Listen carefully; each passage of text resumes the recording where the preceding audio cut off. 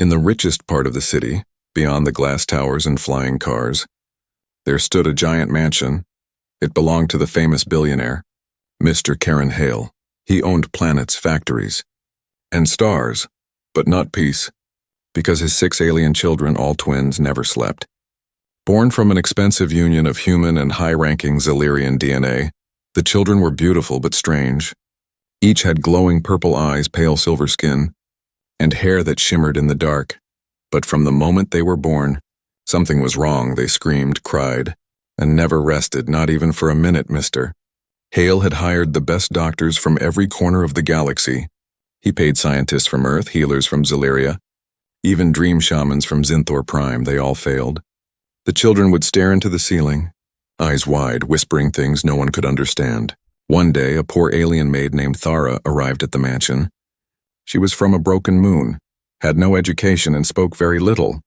Her skin was a soft gray pink, her eyes always looking down. She was hired only to clean floors, change sheets, and disappear. No one spoke to her. She wore worn-out shoes and ate cold food in the basement. But Thara had something the mansion didn't: a quiet heart and a song from a lost home. The first time she saw the twins, they were sitting on the floor in a cold hallway. No pillows, no toys, just silence and glowing eyes. They looked at her, not like a maid, but like someone they had been waiting for. Thara paused, unsure, then slowly smiled. Later that night, the house was quiet. All machines were on. Soft music, calming lights, temperature balanced. Still the twins screamed. Nannies ran down the halls. Doctors adjusted monitors. Mr. Hale cursed into his comms, but Thara didn't run. She stood at the edge of the hallway and closed her eyes. Then softly, she began to hum a melody, an old lullaby from her planet, something her own mother sang when bombs fell from the sky.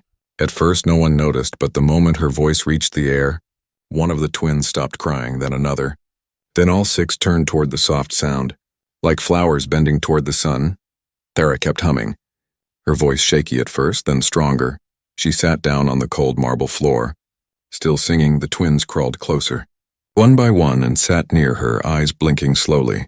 5 minutes passed, then 10. The cameras showed something no one had ever seen before.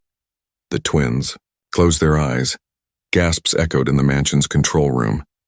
The head nanny dropped her tablet. Mr. Hale rushed down the stairs, his footsteps loud and angry. "What is this?" he shouted, his face red. "Who told her to be near them?" Everyone stared, frozen. Thara didn't hear him. She was still humming. Eyes closed, hands folded on her lap.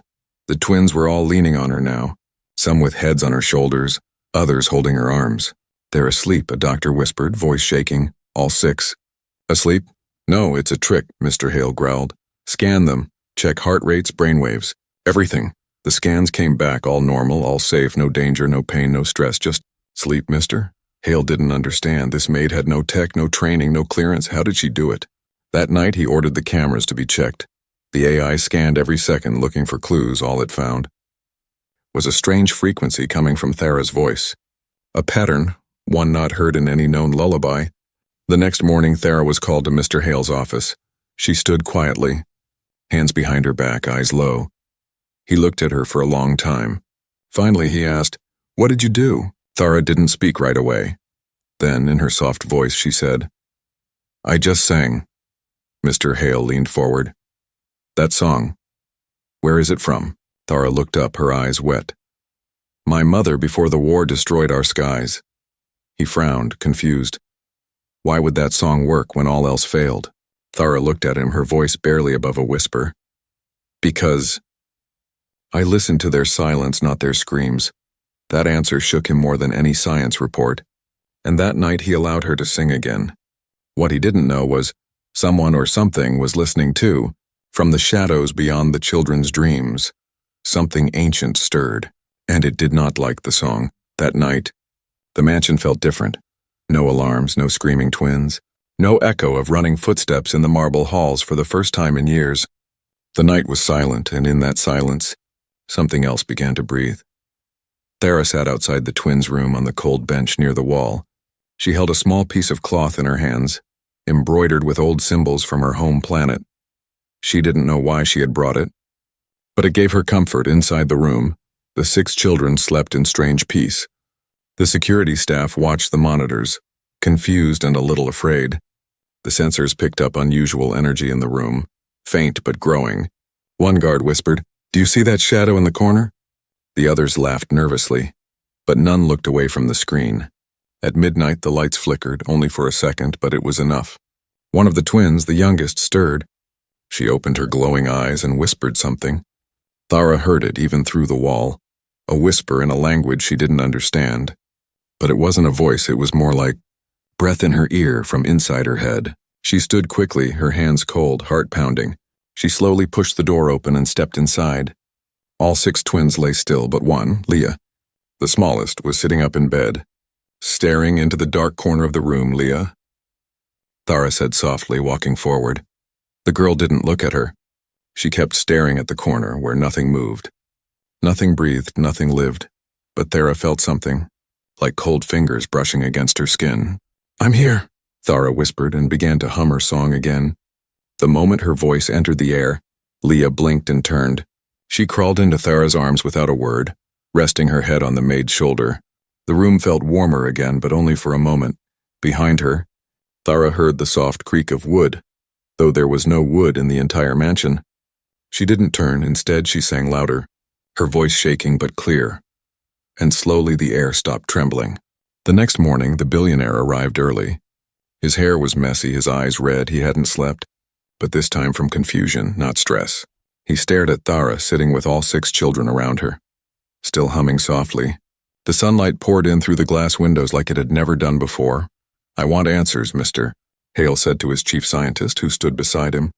"I want to know what frequency her voice carries, what material that cloth is, and why the children are finally at peace." But the AI scanners found nothing. The song was too old, too broken to be measured. The cloth was made of fibers long extinct, and the children's brainwaves, still wild, but now balanced, showed one common signal, a dream pattern repeating over and over. That night, Thara stayed again, this time. She was allowed to sit inside the room. Next to their beds, she brought no machines, no tools, only her voice and her silence. She whispered the song again, and the twins smiled in their sleep, but at midnight, they all woke at once. All 6 sat up, eyes wide, breathing hard. Thara rushed to them. "What happened?" They all pointed to the same dark corner of the room. "He was there," Leah said, her voice small. "The tall one. He watches us," whispered another twin. "He says your song hurts him. He's afraid of you," said the third. "He wants you to stop." Thara froze, not from fear but from something deeper. How could they all see the same thing, say the same words without talking to each other? She turned toward the corner and spoke softly. "I won't stop," she said to the emptiness, "as long as they sleep. I will sing." The room grew colder, the lights dimmed, and something scraped the wall behind her. But Thara didn't move. She began to sing again, this time louder, stronger, as if her voice could cut the darkness. The twins lay down slowly. Their eyes fluttered shut one by one, and the shadow in the corner faded like smoke in the wind back in the control room. The footage showed a dark blur retreating into the floor. The scientist paused the video and zoomed in. There were no legs, no face, no eyes, just a long shape, tall and thin.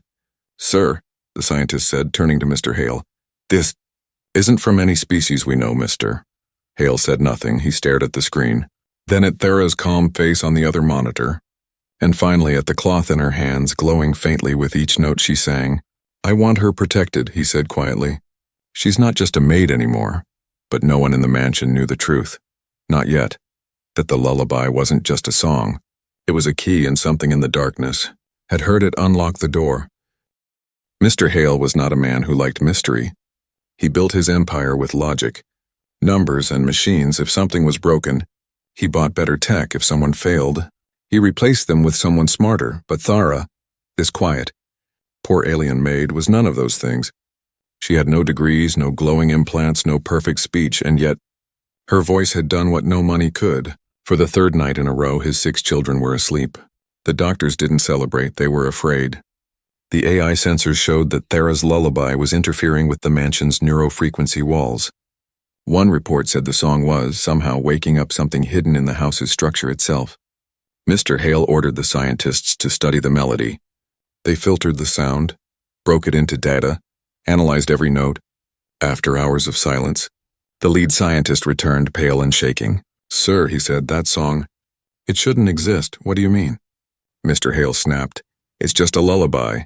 No. Sir, the scientist whispered. It's from the early cycle of Zilirian civilization, before they had language. He showed the scan on the screen. An ancient cave wall, half buried on a forbidden moon. On it were symbols matching the rhythm of Thara's song. It's older than fire, he said, and no one living remembers it except her, Mr. Hale walked out without a word. His mind raced, not with fear, but with something worse. A billionaire doesn't fear ghosts, he fears losing control. That night, he confronted Thara outside the twins' room. She was sitting on the floor rubbing her tired hands. Her voice was hoarse from singing all day, but her eyes were calm. He didn't shout this time. He asked one question. Who taught you this song? Thara looked up at him, slow and quiet. My mother sang it, in the ruins where I was born. Her voice cracked. She said it was for protection, not sleep. Mr. Hale frowned. Protection? From what? Thara didn't answer. Instead, she stood and gently opened the door to the twins' room.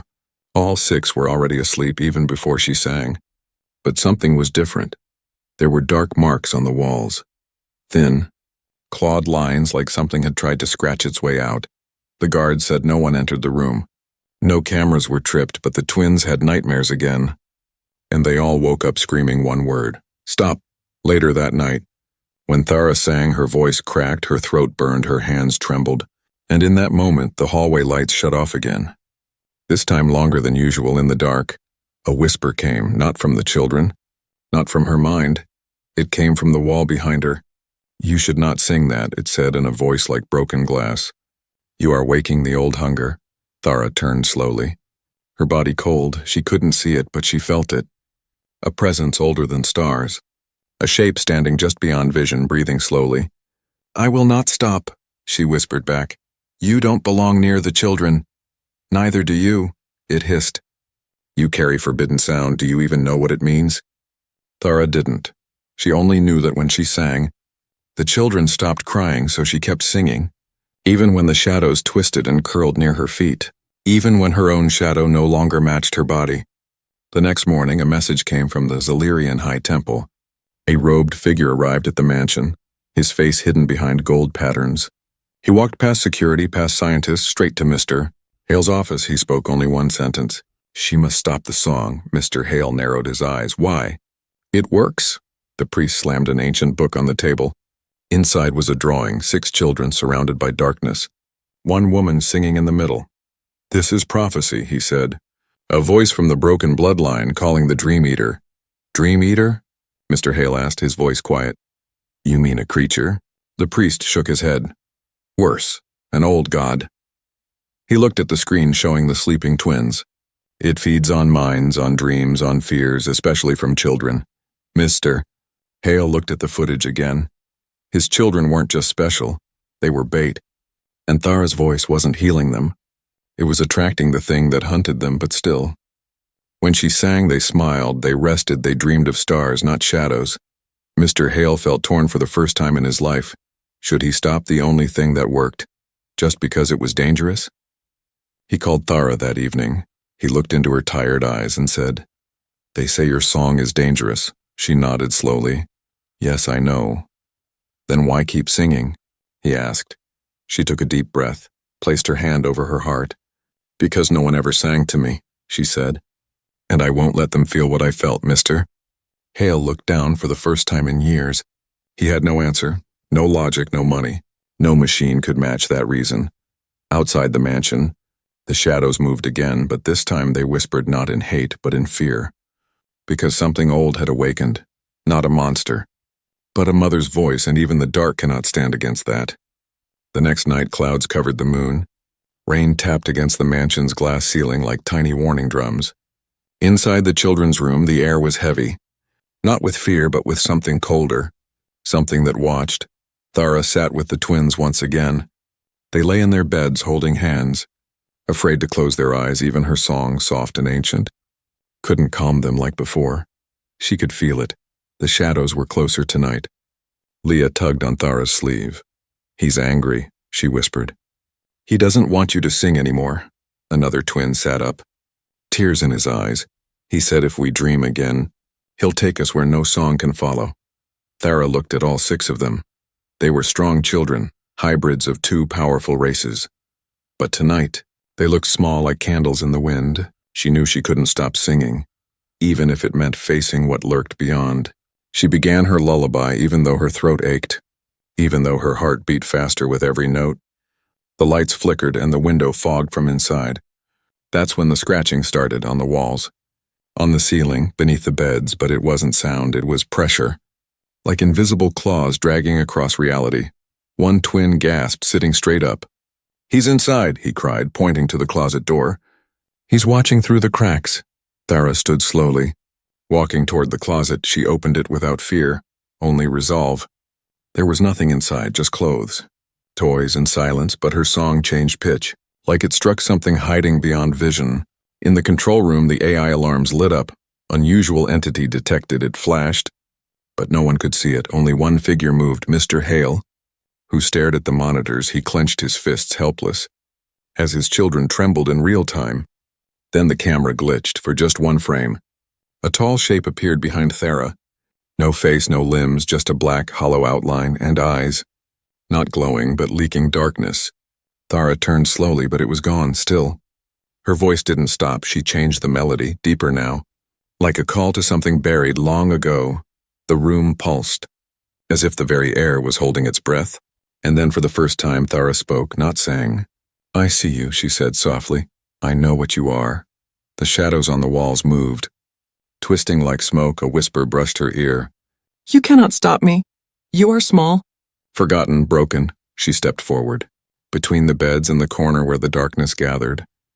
"I may be small," she said, "but I am not alone." She pointed to the twins behind her, now glowing faintly with light from their own bodies. "You've been feeding on their dreams. But tonight, they dream of light." A rumble passed through the room like thunder without sound. The shadow twisted upward, forming legs, arms, something like a spine. But it shook when Thara started singing again, louder now, stronger than before. Her voice wasn't just a lullaby now, it was a weapon. The twins' eyes closed gently without fear, and the shadow let out a silent scream as it began to break apart like ash in wind. Each note from Thara tore through the darkness, until only silence remained, but it wasn't over. When the lights returned to normal and the room became quiet, the youngest twin woke with tears in her eyes. "He said he's not alone," she whispered. "There are others, sleeping, watching." Thara held her close, heart pounding. "I know," she said, "that's why we must stay strong." The next morning, Mr. Hale didn't call the doctors or the scientists. He came to Thara himself. He stood in front of her, hands behind his back, and asked quietly, "What is it that you're really protecting them from?" Thara looked up at him, tired but calm. "Something ancient," she replied. "Something that lives between sleep and death." Her voice dropped lower. "It feeds on minds that don't know peace." Mr. Hale didn't respond right away. He looked through the window into the clear sky. "Do you think we woke it by creating them?" he asked, voice heavy. "They were made by design, not love." Thara didn't answer directly. She simply said, "Now they are loved," and that somehow made the shadows stay away, at least for now. That evening, the twins didn't just sleep. They dreamed. They spoke of flying through gold skies, swimming in warm water, dancing under twin moons. Dreams filled with laughter, not screams, but miles beneath the mansion. In the dark veins of the planet, something ancient moved, and it remembered Thara's song. For 7 nights, Thara did not sleep. Not a moment of rest, not a single dream of her own. Every night she sat beside the twins. Her song was the only shield between them and the thing that waited in the dark. Each child now smiled in the morning. They played with each other. They painted stars on the walls. They even laughed, real laughter, not the forced smiles from before. Mr. Hale saw it with his own eyes, but he did not smile back. He knew what Thara was hiding. Her steps were slower.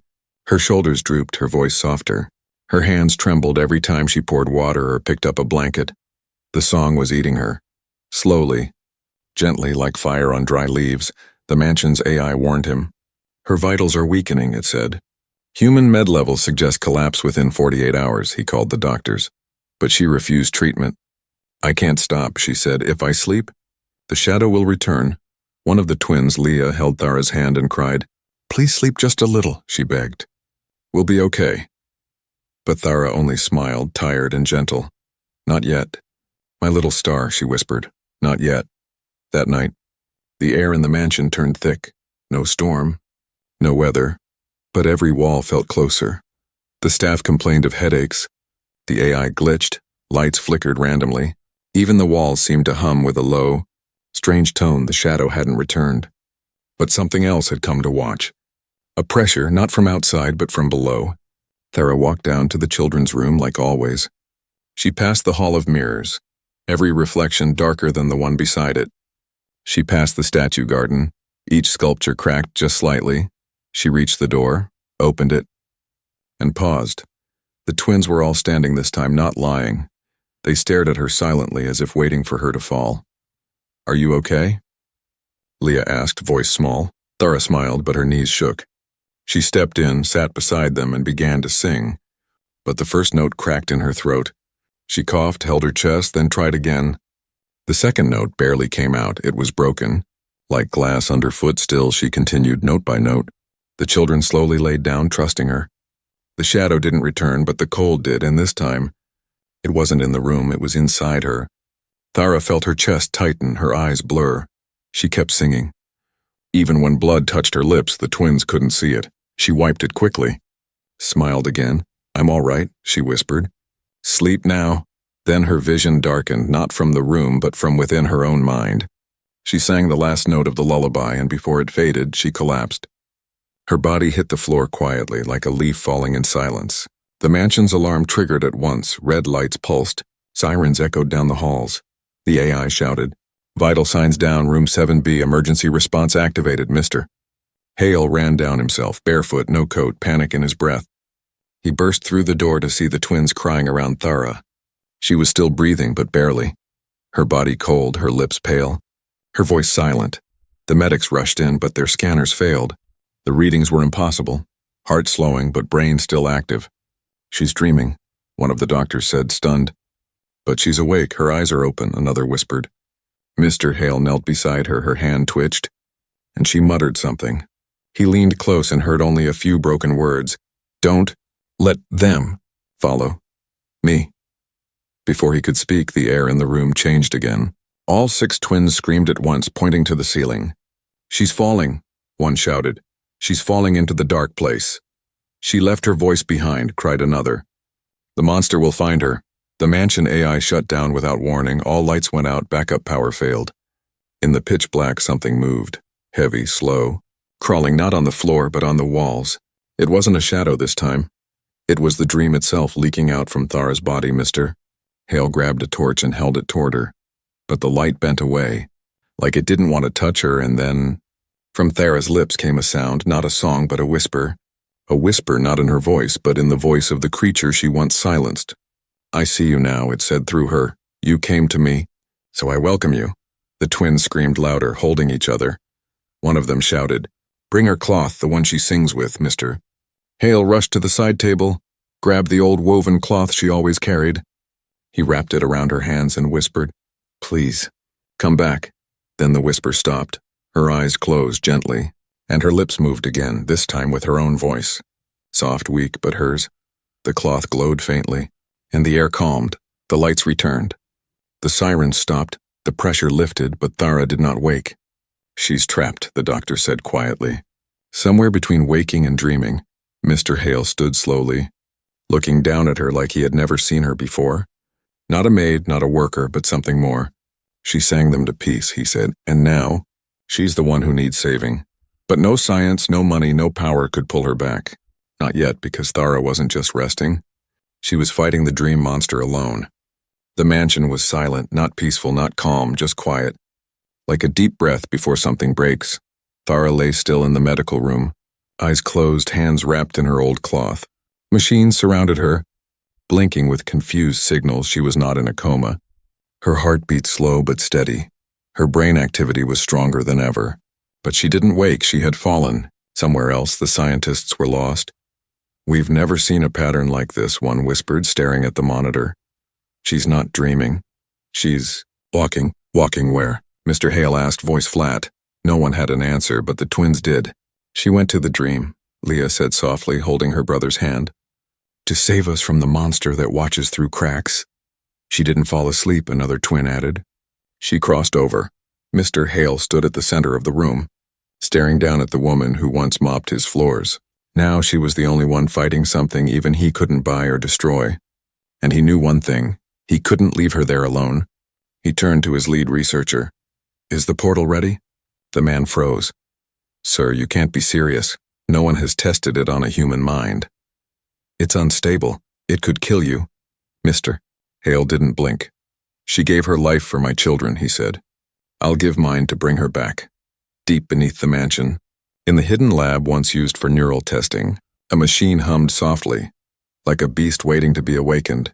It was meant for memory mapping, not travel, but the twins had touched it before, and after Thara sang to it, something changed inside the circuits now. The machine did more than map dreams. It opened them. Not like doors, but like windows you could crawl through. But only if you knew what to look for. Mr. Hale sat in the chair, wires attached to his temples, chest and spine. The room dimmed, and the scientist counted down. 3, 2, 1. The world disappeared, and then he was falling, not through space or air, but through colors, feelings, voices that screamed and whispered all at once. He saw pieces of Thara's memories. A burning village, a crying mother, a lullaby sung beneath rubble. Then he hit the ground, soft, strange. Like standing on the skin of a cloud, he was inside the dream, but not his own. He looked around, and the sky above him pulsed with a black glow. The stars weren't stars, they were watching eyes. Blinking slowly, the air had no wind, but something kept brushing past him. Invisible and cold, then he heard it. Thara's song, distant, broken, but alive. He followed the sound across a twisting field where the ground cracked with every step. Each crack showed memories, his children crying.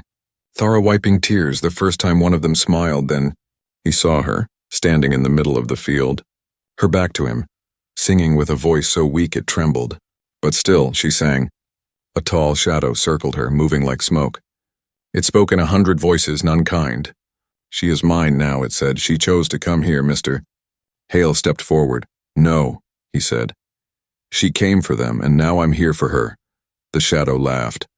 The sound like metal scraping bone. You have no song, no light? Only guilt, it hissed. You made them in a lab. Not in love, I know, Mr. Hale said, voice shaking. And I would tear down every lab if it meant giving them peace. He looked at Thara, who turned slowly to face him, her eyes wide with shock. You shouldn't be here, she whispered. You'll get lost. I'm already lost, he said, stepping closer. But I know where you are, and that's enough, the shadow screamed. It twisted into a creature with 1,000 arms, reaching for them both.